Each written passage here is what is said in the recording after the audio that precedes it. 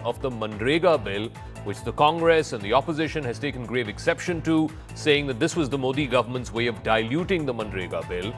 But here are two questions, both to the government and to the opposition. The Congress government in Karnataka, can they force the governor to read those politically partisan portions of a speech, ostensibly a speech that's been prepared for him by the state government? The governor, on the other hand, as a constitutional authority whose job is to read out the prepared text for him that's been made by the state government, can he refuse to read portions of that speech and walk out instead? Can governors be asked to take such openly partisan positions? And at the same time, should governors simply act as the rubber stamp of the center? These are questions that we'll ask both to Congress and BJP representatives. But there was high drama today in the Karnataka Assembly inside the Vidhan Sauda, because when he took to the podium, the Governor Thavarchand Gehlot, he offered a customary greeting and then he proceeded directly to the final line of the address, thereby completely skipping what was a prepared speech for him by the state government. So the governor did not read the parts of the speech in which the state strongly objected to the union government's Viksit Bharat Guarantee for Rozgar and Ajivika mission, or the shortened version is called the G Ramji bill. This was the one that they replaced Manrega with, the Mahatma Gandhi National Rural Employment Guarantee Act, which of course was a signature piece of legislation when the UPA was in power. Now, the speech prepared for the governor by the state government basically made the case that this new law would reinstate distress-driven migration to cities. It will curtail the employment rights of Dalits, Adivasis, women, backward classes, and other agrarian communities. The speech also said that implementing such a law without consulting state governments amounted to an unconstitutional conduct. This is the portion of the speech that the governor refused to read, and there was high drama as he was walking out of the assembly hall as well. Let's try and see what exactly ensued there, take some reactions, and then I'll sort of make the case for why the governor may have been within his rights to refuse to read controversial portions of that speech, but he may have employed a better technique rather than to walk out without reading that speech. Today, instead of speaking the speech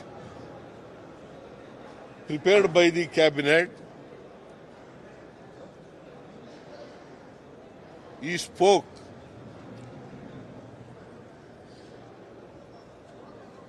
the speech prepared by himself.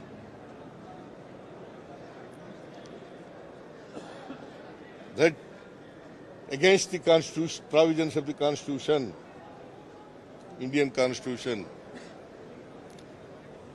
It clearly violates Article 176 and 163 of the Indian Constitution. What His Excellency Governor has done today is right. He has taken the right decision. He has done his duty. Whereas the ruling Congress government insulting governor is not correct. So I want to play out for our viewers the portion of that speech. In fact, he refused to make that speech. There you go. That's the governor walking down from the podium, and he walks out, refusing to read the speech. What is even more curious and even more dramatic is there are some members of the Congress, of the ruling alliance there, who are actually trying to heckle the governor, who are trying to jostle with him, who are trying to pull him back. And you can see that as he moves out of the frame. Now, is this responsible conduct? Yes, you can have your political differences, no doubt about it. But the governor sits on a high constitutional position. Can you heckle? There you go. You can see the last member, I think it's Mr. Hari Prasad, who's trying to block the way of the governor, block him from leaving, and physically try to sort of accost him and force him to go back to the podium and read the speech. There you go. The gentleman in that white shirt at the far corner is Mr. Hari Prasad, one of the members in the legislature. Now, the question that needs to be asked is twofold. Was the governor right in refusing to read the portions of the speech which he found controversial and politically partisan. And at the same time, look at this behavior of our elected legislators. Is this okay? Is it okay to physically accost and try to push and shove a high constitutional authority like the governor? But this is not the first instance. And Karnataka is not the first state, because this is just the latest entrant to the controversy. Just in this past week, we've had 3 different states, all opposition ruled, 3 different confrontations between the state and the governor. Can we play that over the last 48 hours? Tamil Nadu, Kerala, and now the latest Karnataka. So let's show all 3 of those states and what has happened. In Karnataka, of course, it was the governor who reportedly demanded the removal of 11 critical paragraphs. The state government refused to remove it and he walked away. Now, in Tamil Nadu and in Kerala, there were similar scenes. Again, in Tamil Nadu, tensions escalated dramatically when the governor walked out of the state assembly, citing disrespect to the national anthem. In Kerala, the official address, the governor skipped multiple paragraphs that were critical of the central government, breaking with established conventions. So, as the opposition state governments argue, is this a case of governors overstepping their constitutional role or mandate?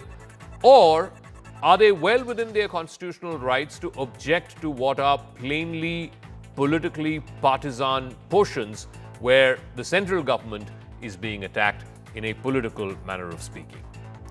All right, let's go across for a quick face-off on this. Narendra Rangappa is spokesperson of the Karnataka BJP. Bhavya Narasimhamurthy is spokesperson of the Congress in Karnataka.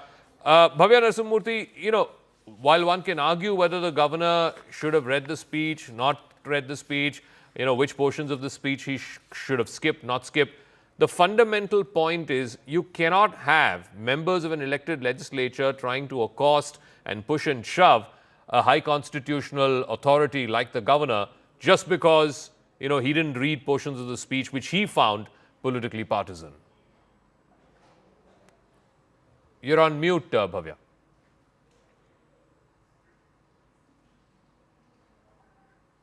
Yeah, we can hear you now, yeah.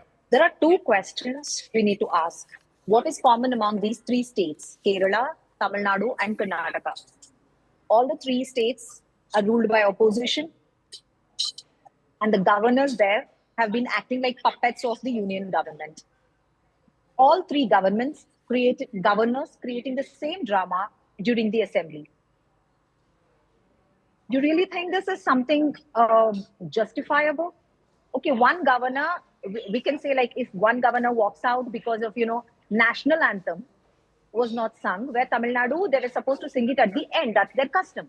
Today, this was a special session in Karnataka, and we have convened this to speak against, the repealing of MNREGA that the Modi government is bringing up, the VBG Ramji bill, against that.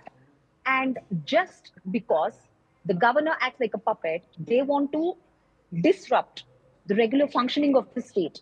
That is not how a constitutional authority should behave. According to Article 163 and 176, governor is supposed to act at the aid and advice of the government or the cabinet minister. So can I just read out? Ma'am, 1 second. Can I just read out the portions of the speech which the governor refused to read and therefore walked out of the assembly? Yeah. Here are some excerpts from those portions. Centre scrapped Manrega. This is detrimental for development. The Ramji bill is anti-development, anti-OBC. The rights of Dalits, tribals, women snatched away.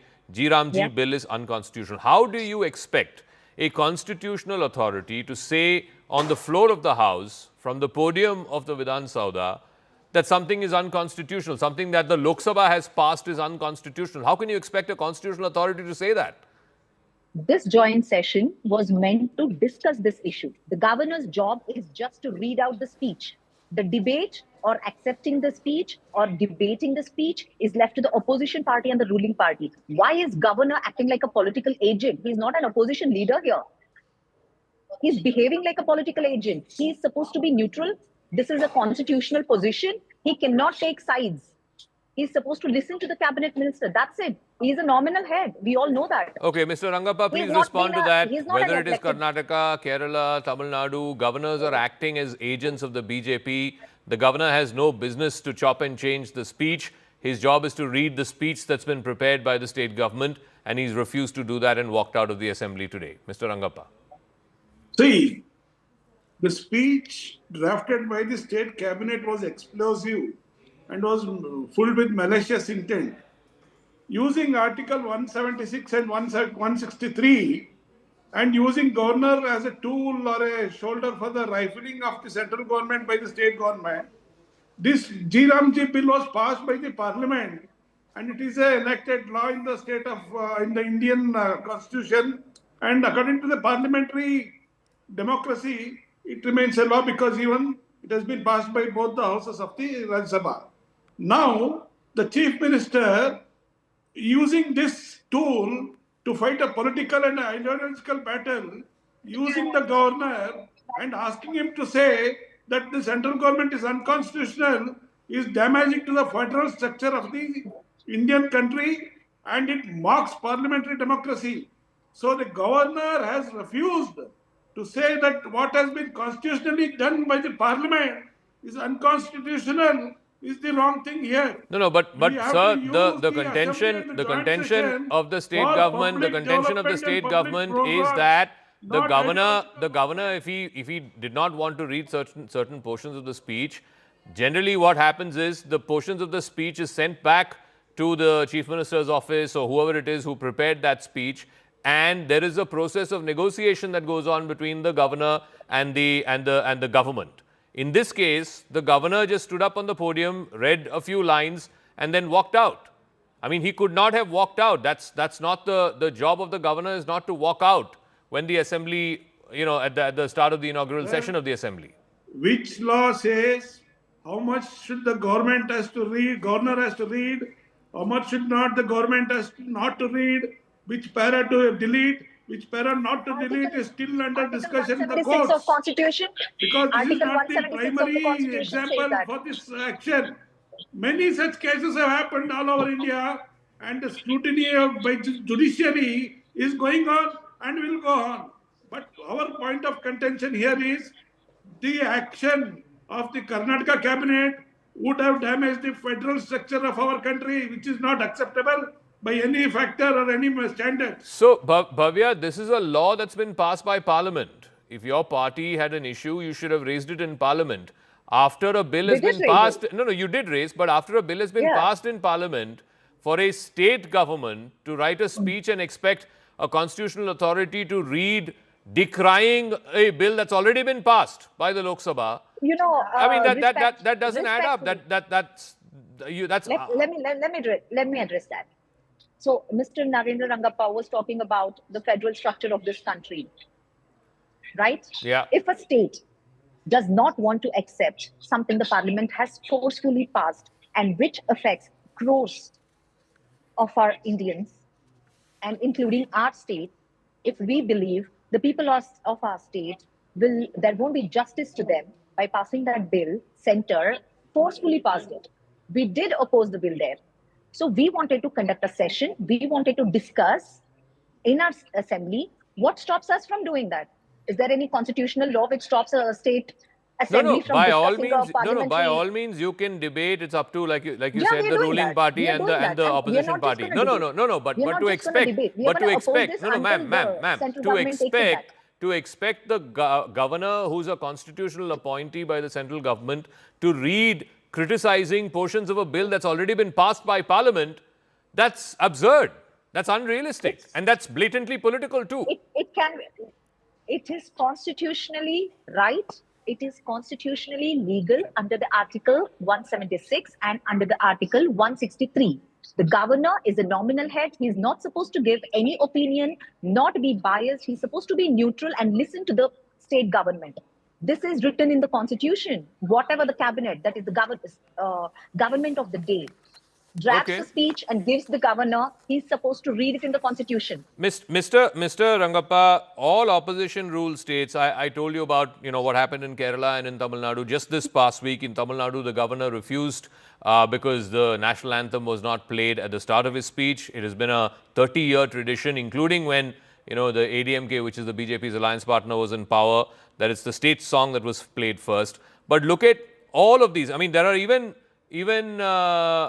states, even states where BJP is in power. In Rajasthan, a university-related bill was returned by the governor. In Telangana, the state claims many bills have been delayed. They, in fact, even approached the Supreme Court. In Punjab, there's been a standoff again over the governor delaying bills.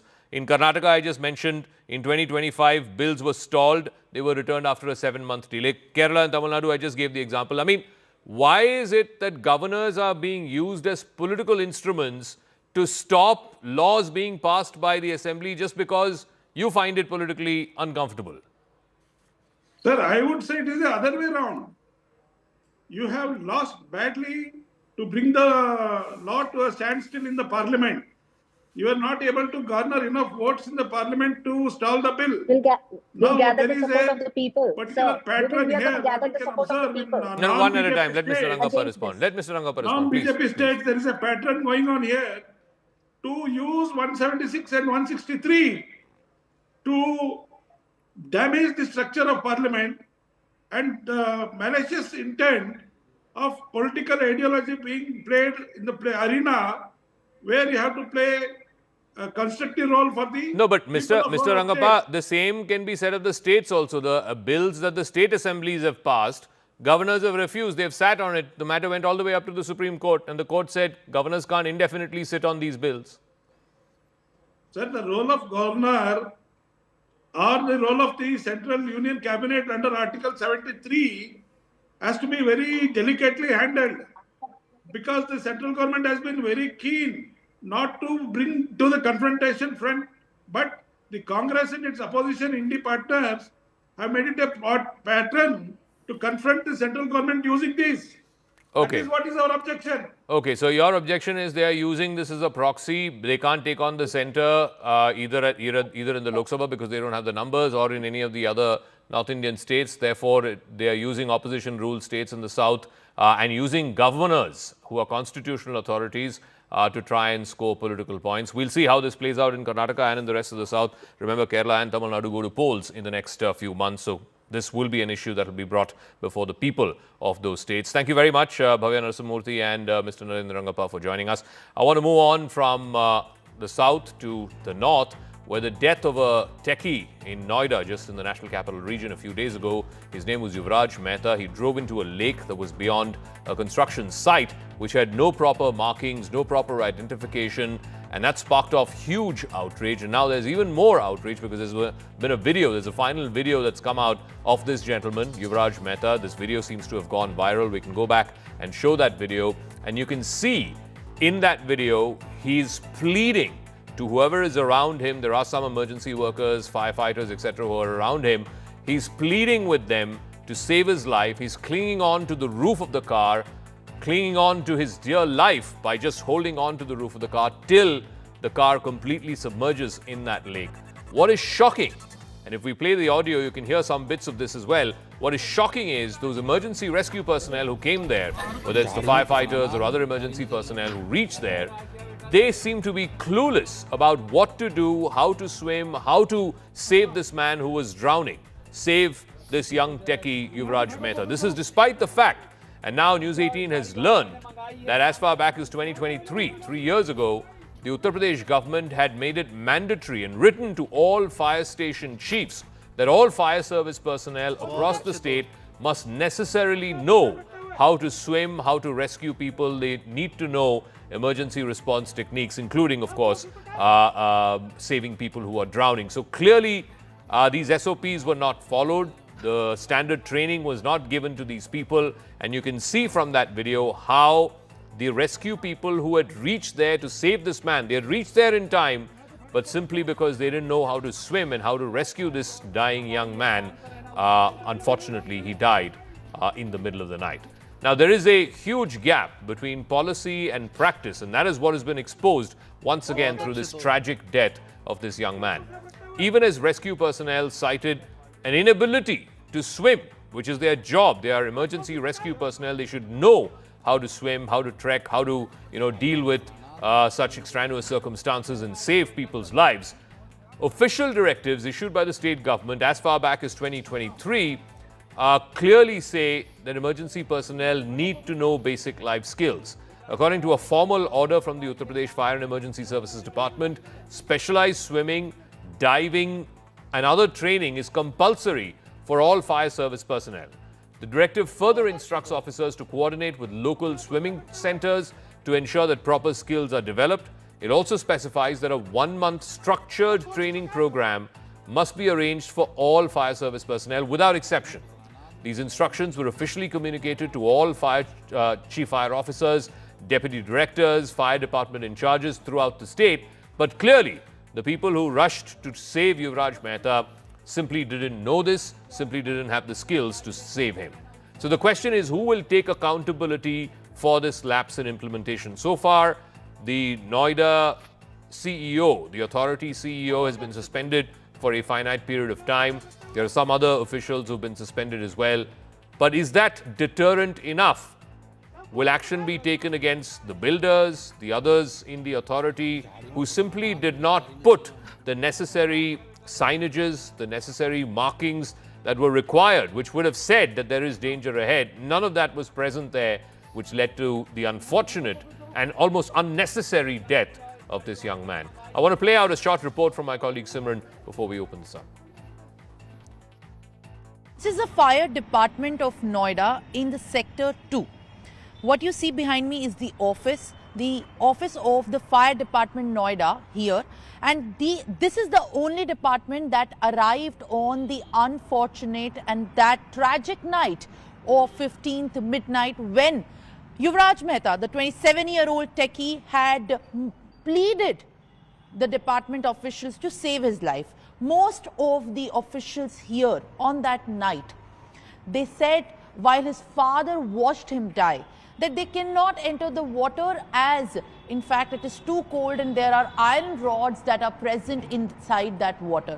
This is a fire department official, in fact, office where there is, in fact, the CFO who also sits here, CFO Pradeep Kumar, in fact, who sits here. And now it has been 6 days since Pradeep Kumar has not given a statement on what has happened after the death of Yuvraj Mehta has happened and shocked the nation. How could fire department not be equipped? Now, this was a perfectly avoidable tragedy. It was a disaster that was foretold and ignored. Residents had raised repeated alarms. The local MLA of the area had also flagged this off. Even the local MP, Dr. Mahesh Sharma, had flagged off the risks associated with this almost open pit that was left there with lots of water and other construction material. Letters were written, complaints were filed, but all of these warnings never translated into any concrete action. When the emergency struck, rescuers were unprepared, they were unqualified, they simply didn't have the skills to save this dying man. There was insufficient equipment, there was limited manpower, critical minutes were lost because the systems were not ready and the people who should have saved Yuvraj Mehta's life were simply not ready. A comprehensive stormwater management plan was drafted way back in 2015. It identified vulnerable zones. It gave out some solutions as well. And yet, 10 years later, that has been largely unimplemented. In 2023, like I said, the fire department issued clear instructions that staff need to be trained. There should be particular readiness when it comes to swimming training. Those directives, again, which were meant to prevent exactly this kind of accident, but no one took it seriously. That training never happened. The result is that rescuers, whose job it is to save lives, refused to jump in to save Yuvraj Mehta because they didn't know how to swim. And perhaps the most shocking lapse of all, the Noida authority doesn't even know who owns the land in question. This land was intended for a private mall to be developed. It was subdivided and sold to multiple developers after 2014. The Noida authority admits it does not know which builder owns this specific portion of the land where this mishap took place. I want to go across to former IPS officer, former Lieutenant Governor Kiran Bedi, and a very vocal citizen's voice. Thank you, ma'am, for joining us. Isn't this, ma'am, a classic case of absolute apathy by officials of the Noida authority, by the builder lobby, of course? And yet, what we are seeing is very on-the-surface action. There's some minor action that's been taken against the CEO of the Noida authority. Some other officials have been suspended, etc. This is not a deterrent action. This is not an action that sends a chilling message down the spine of these officials or the builder lobby. What, according to you, ma'am, is more action that needs to be taken to send an absolute message of deterrence, to put the fear of the law in the hearts and minds of these officials? Yes. Deterrence is only when very stiff exemplary action is taken. For instance, the exemplary action against the builder should have been his license suspension for some time at least, for some months, it should hurt where it hurts the most. Is his license to construct. That would be the message, that if you leave such like places which are accident prone and do not have the right kind of signages, and you will be held culpable, criminally culpable. So now criminal culpable and the license suspension would be a deterrent. I don't believe this has been done. Only arrest under the law, and he being bailed out after 1 week does not matter, and after a few months he'd be out. So I think whoever it is, unfortunately, whoever this builder is, needs his license to go. Okay. License to go, criminal liability, and even financial compensation equivalent to the loss of life. The techie would have earned thousands of crores and crores to earn for his life, its living, but he's lost it. So financial compensation of the loss. And secondly is the, as I told you, practicing license. And now comes administration. Identify who did not respond to the complaints urgently. Yeah. And whoever did not respond to the complaints urgently loses their job. Just as the builder loses the license, the government officials lose their jobs because it has cost life and limb. But that's what it is. But ma'am, you look at that last video that's come out. What is even more shocking is that the final moments of this young man, Yuvraj Mehta, have been captured on camera. It's clear that there was first a delay in the firefighters and other rescue personnel reaching there. And even after they reached there, the fire service personnel, the police, they didn't know what was happening. They didn't have the skills to do what they had to do to save Yuvraj. Some of them, you can hear them, the police and the firefighters saying, oh, we don't know how to swim, the water's too cold. What action should be taken, in your view, ma'am, for all of those people who, this is clearly dereliction of duty. They didn't want to save this man. They couldn't save this man because they didn't have the skills, but they didn't want to save this man either. What exemplary action should be taken against these individuals? You can hear them say, and this is in front of his father, who is seeing his son die, that we can't help your son, the water's too cold, we don't know how to swim and save your son. Our NDRF should become on call. NDRF should come on call. Just as fire brigade is on call, the moment you say fire, a bell rings in their fire brigade and everybody's already on a steady position and they rush.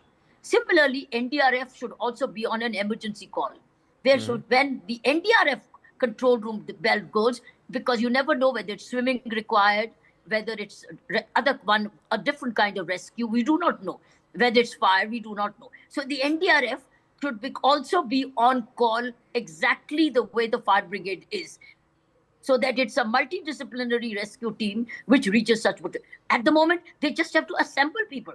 They just have to assemble. We don't have a fire brigade control room. Similarly, NDRF can also have a control room which is multidisciplinary, and a call like this, NDRF rushes it, sees according to the situation, responds. I think we do not have a concept of NDRF control room, which is also an emergency call.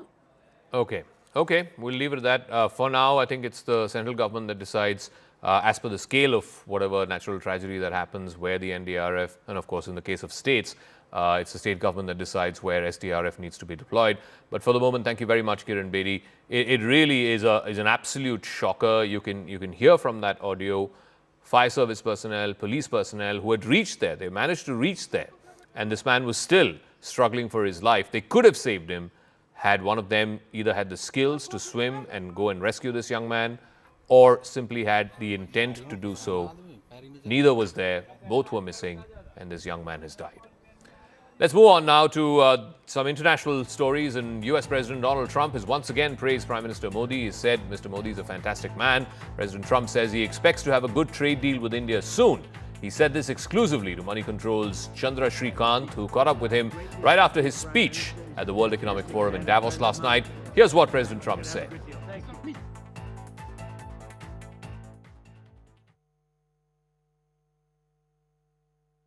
Mr. President, this is Chandra Shrikant from India. Can you give us an update on the India-US trade deal? First of all, I have great respect for your Prime Minister. He's a fantastic man and friend of mine, and we're going to have a good deal. Thank you. First of all, I have great respect for your Prime Minister. He's a fantastic man and friend of mine, and we're going to have a good deal. Thank you.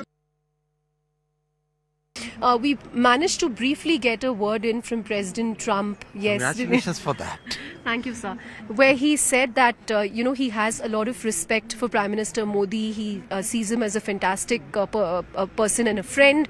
Importantly, he also said that we will have a good deal. So, there's been a lot of uncertainty in India on when is this deal happening. Even markets are a little worried about it. What does this send out? What does this message send out? So our engagement with US is very consistent. Every point which needs to be discussed is being discussed under the leadership of our Cabinet Minister, Mr. Piyush Goyal ji, and our External Affairs Minister and Finance Minister, and as well as there is, I think there is very good understanding between the two countries, and it's just it wouldn't be proper for me to kind of speculate on when the deal will actually happen, but the engagement is very good. But it does send out a positive signal, doesn't it? The way he phrased the relationship with Prime Minister Modi. Definitely. And when we look at the response from the industry side, practically every company, every group which has met us during this World Economic Forum, everybody is very positive, very optimistic about relationships with India. The entire semiconductor industry wants to have a very big presence in India. The AI, all the big players of AI world, they want to have very significant presence in India. So the optimism and the enthusiasm about India is real. After blowing hot and blowing cold over Greenland for weeks now, Trump finally seems to have arrived at a framework agreement on how to control Greenland. He held talks with NATO Secretary General Mark Rutte on the sidelines of the World Economic Forum in Davos, and he arrived at this formula where Greenland will allow Americans to build dozens of sovereign military bases on Greenland's territory. But this was not before Donald Trump stunned his audience in Davos by saying that he will not use military force to acquire Greenland. He thinks that Denmark owes it to America to return Greenland to America. He says it was America that freed Greenland from Nazi occupation in World War II. And he said, we stupidly gave it away to Denmark. And he said, we will ask nicely, we'll be appreciative if they give it back to us. But if they don't, then we will remember.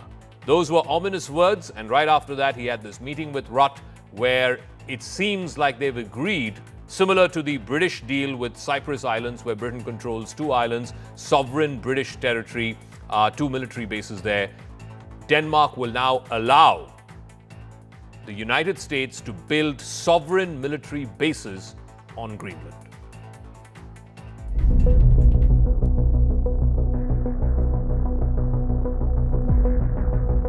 US President Donald Trump has said that he had reached the framework of a deal with NATO over the future of Greenland. The compromise formula revolves around the possibility of the United States obtaining sovereignty over land to build military bases in Greenland. Trump's announcement was among a series of moves which happened in Davos on the sidelines of the World Economic Forum.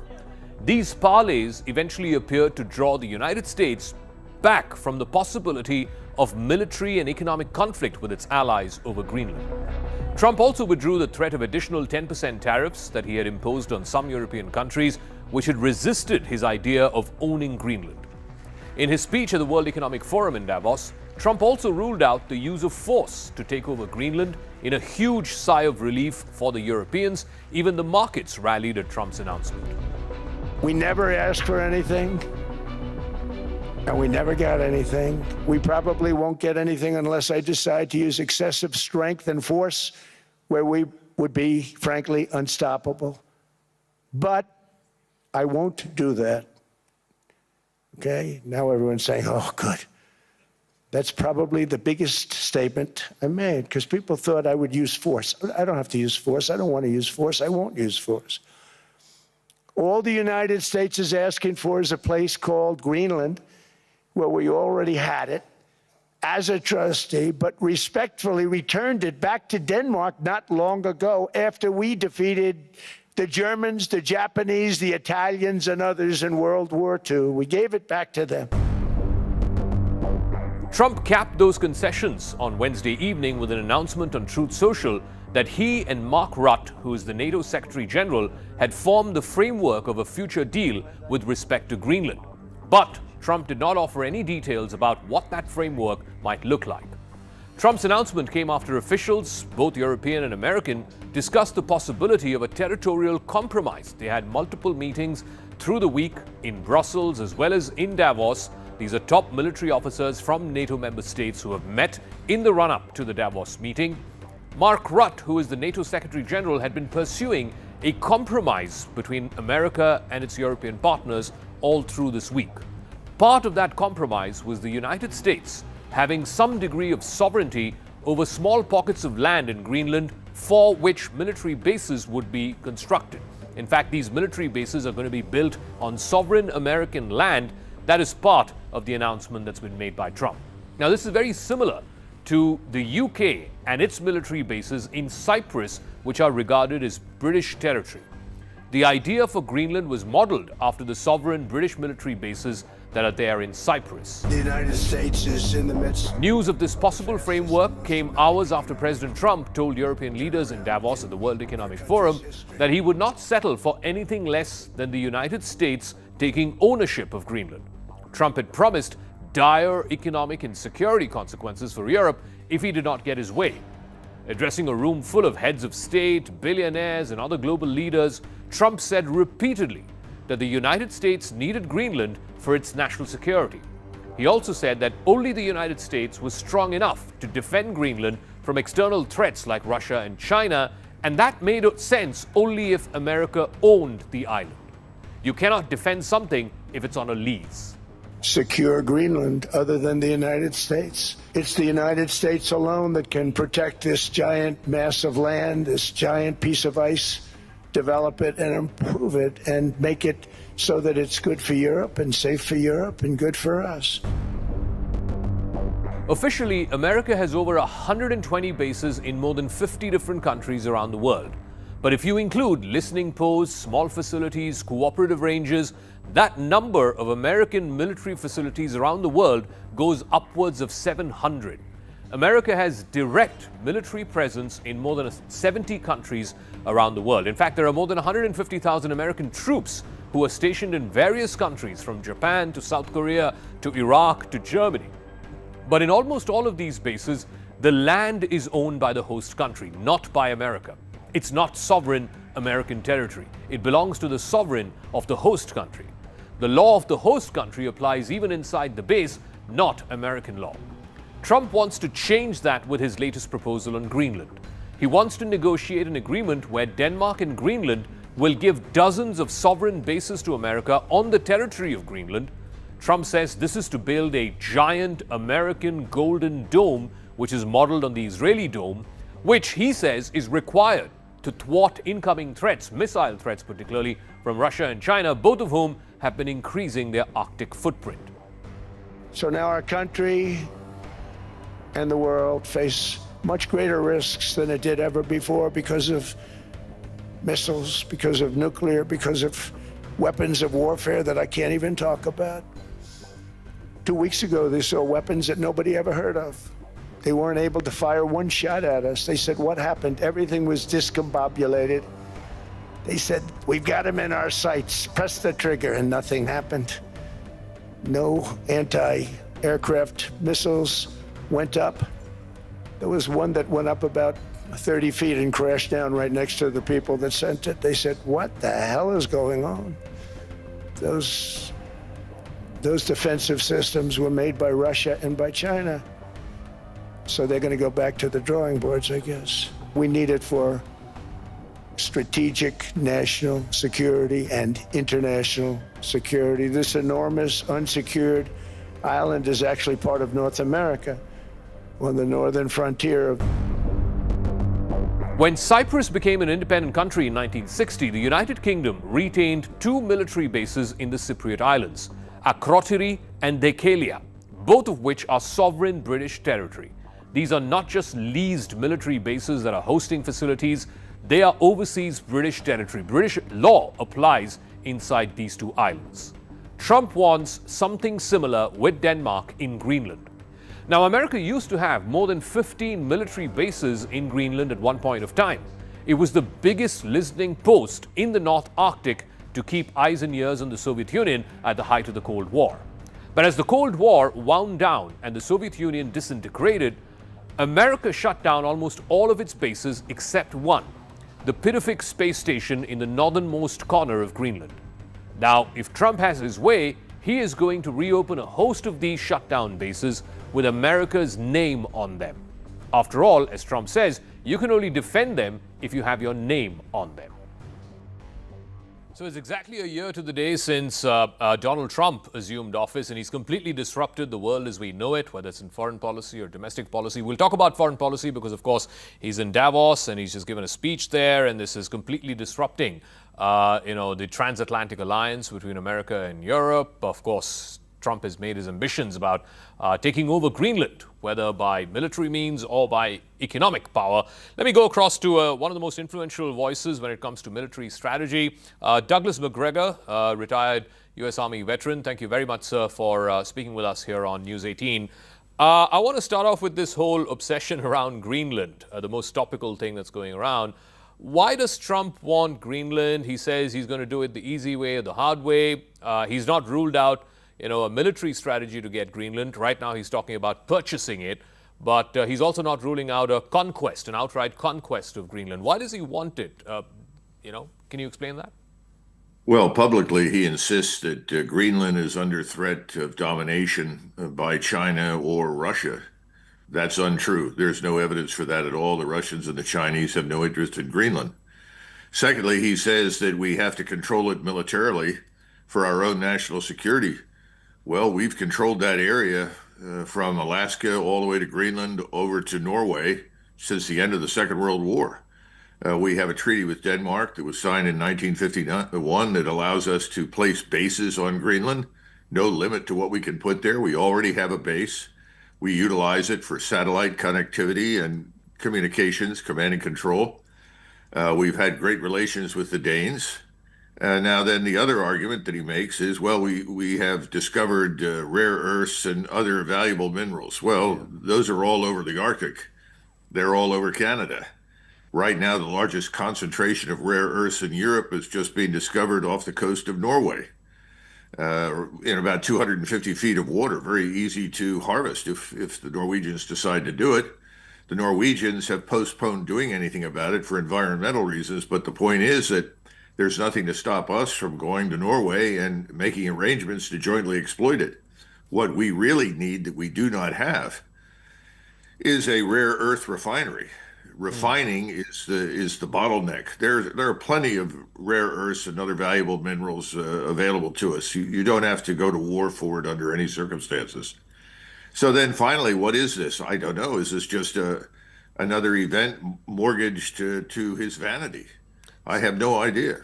So if it's about adding more territory under the American flag, if he wants to add more American territory, much like presidents in the past in the 18th and 19th centuries did, Jefferson or Polk, and he wants to imprint his name in history, do you think the rest of the world will accept it? I mean, Europe has already gone into a tailspin around this whole Greenland issue. Are we now looking at an era of imperial America, imperial Trump? Trump is the new king? No, not at all. In fact, I would argue that we're close to financial bankruptcy. And this comes across as almost a desperate measure to somehow or another convey the impression that we are not on the edge financially when we are. I don't think any of that makes any sense. I mean, you've got to understand that when we fought the revolution in the 1700s, one of our goals was eventually to establish an English-speaking country from the Atlantic to the Pacific. That's what we did. That was always the goal. This has nothing to do with that. And I don't think you're going to be able to pay very many Americans to move up to Greenland. That's a pretty terrible place to live. It makes Siberia look good. So at the end of the day, I think it's foolish. International law obviously prohibits this whatsoever. Let's assume he goes up there and he puts troops there and he puts up the American flag. It'll remain ours as long as we keep a large military presence there, but it doesn't change the facts. It doesn't make it legal. And I don't see any evidence that the King of Denmark is prepared to either sell it or give it to us. So I'm not, at the end of the day, one wonders what is going on in his mind, because there's nothing up there that we cannot already get, and there is no reason for us to fear a loss of security because we're already there militarily as it is. So is it taking away attention and the headlines from the main war that's going on in continental Europe, which is the war in Ukraine? And ever since, I think, Trump met Putin back in August, Putin has only doubled down on the war. I mean, every day he's attacking Ukraine, and it doesn't seem like, Putin's interested in a ceasefire anytime soon. He's going to end this on the battlefield with only one outcome, which is a decisive military victory for Russia. Oh, I think that's absolutely true, but nobody in Washington, and for that matter, nobody in Brussels, has been willing to listen to the Russians or to recognize their legitimate national security interests in Ukraine. We have no vital strategic interest in Ukraine. We never have. The notion that NATO should march 500 miles to the east to defend this Ukrainian rump state is absurd. It makes absolutely no sense. This was simply a naked attempt to utilize Ukrainian manpower. We in uniform have died. We keep saying that Russia has suffered. There's no evidence for that at all. Russia is thriving. It has not taken the heavy casualties that we've said they've been taking. It has made Russia stronger. We've just embarrassed ourselves and looked stupid.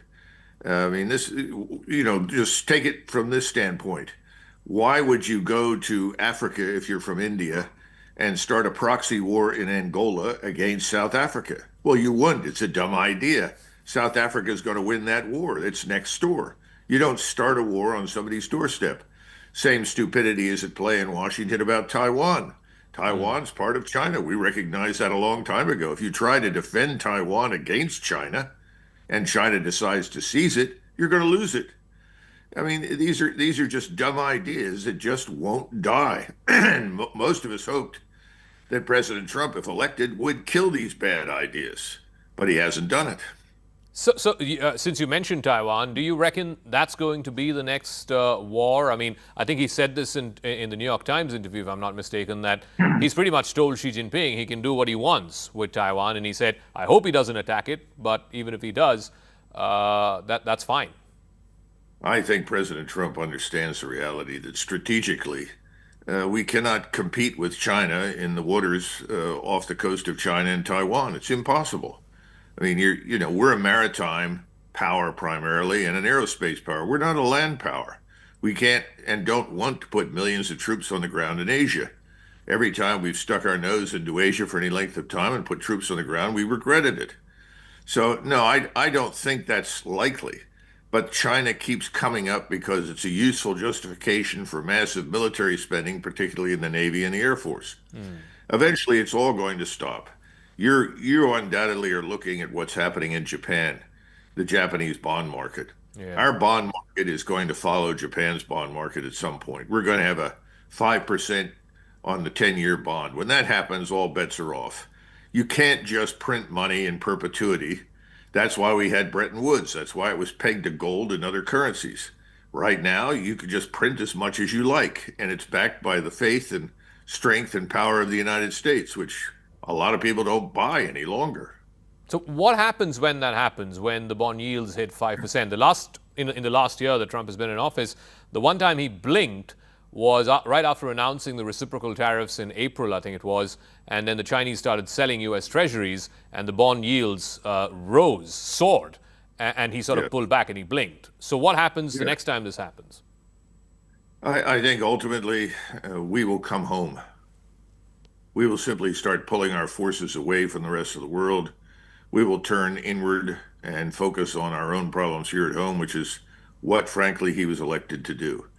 Remember, always ask this question: when did the British leave India? They left in 1947 when the debt to GDP ratio as a result of the Second World War was 240%. Should they have left earlier? Absolutely. It made good sense to leave much earlier, but they didn't, and it cost them everything. We don't need to be in most of the places beyond our borders right now. The world has changed. This multipolar world is not a world where gunboats and military power decide all the outcomes. On the contrary, we're much more focused today, as we should be, on economics and prosperity. So I think that will happen, but I'm afraid we're going to go broke first before we do it. And just one final word. So this whole coinage of Donroe doctrine, what's happened in Venezuela, you refer to the gunboats. Is Trump not going to sort of imprint his control and his authority over the Americas? No. First of all, we're already the dominant power in the Western Hemisphere. Good Lord, we've been that almost since 1812. This thing called the Monroe Doctrine that gets a lot of lip service didn't mean a great deal when it was announced because we didn't have the military power to really enforce it. And it really didn't come up in conversation after about 1850 until the 1920s, when people said World War I had been a mistake. We shouldn't have involved ourselves in it. We need to stay home. And people started bringing up the Monroe Doctrine. I think that's just meaningless at this stage. The truth is, finance matters. Money matters. We're running out. We can't go on as we are. That's going to be the fundamental change that causes us to pull back from many of the places we're in. As far as Venezuela is concerned, what's happened in Venezuela? We've now said, oh, well, we'll work with the government is there. And the government is pretending to work with us, at least for the moment. And we've managed to steal $500 million worth of oil. What are we going to do when there's no more oil to steal because they can't pump it? Their oil infrastructure is falling apart. What do we do when the population there says no? When the armed forces refuse to cooperate? You know, we've spent tens of millions of dollars to buy access so that we could kidnap Maduro. This was not a purely military operation. We bought off large numbers of people. You can't do that in perpetuity. I don't see any future for what I would call a muscular foreign policy anywhere for the United States right now. It's unnecessary. We have no existential threats beyond our borders. And I think more and more Americans are coming to that conclusion. So whatever President Trump is doing will ultimately vanish on the wind when he leaves. Before we let you go, I mean, the one region of the world that we haven't spoken about, and a lot is happening there, is the Middle East. You know, you've had the war in Gaza for over 2 years now. There is a temporary ceasefire. We don't know when a permanent peace will come to Gaza. Trump has just announced this board of peace. And all of this is linked to what's happening in Iran. Because ultimately, you know, it's Iran that's the principal player there. All of these are proxies, whether it's Hamas or Houthis. And there we've had, you know, the biggest revolution that we've seen, at least in the last decade or so. And it's been repressed in the most brutal fashion. What do you think is going to happen there? Will the regime there collapse, or are we far from there?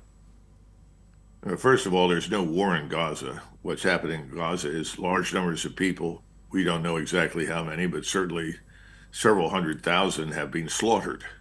That's not a war. When you bomb and strafe and shoot people that have no means of self-defense, it's not a war, it's just slaughter. Secondly, this so-called disruption in Iran is grossly exaggerated. There was no threat to the regime.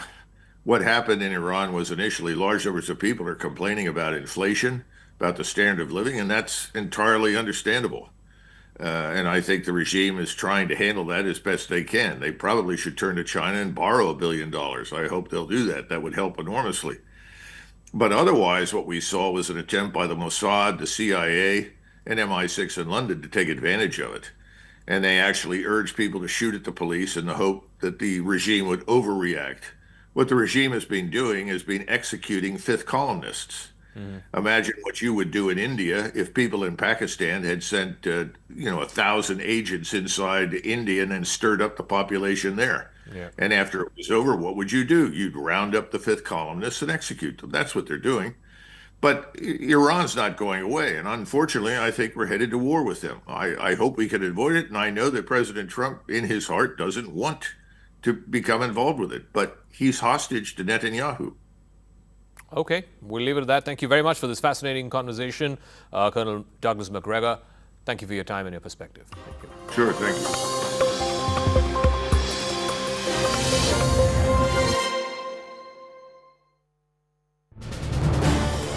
This is News 18 Network.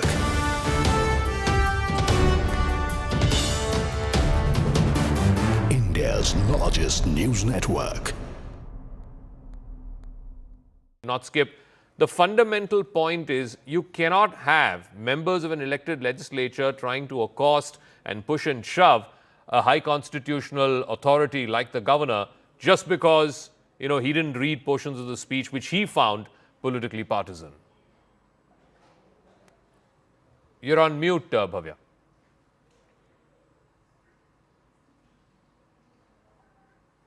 Yeah, we can hear you now, yeah.